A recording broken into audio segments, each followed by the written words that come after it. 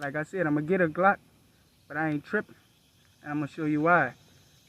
Issue still, after the break-in period, 250 rounds of brass, it was ready. I've been wanting to show y'all. It's about 22 rounds. Mag dump.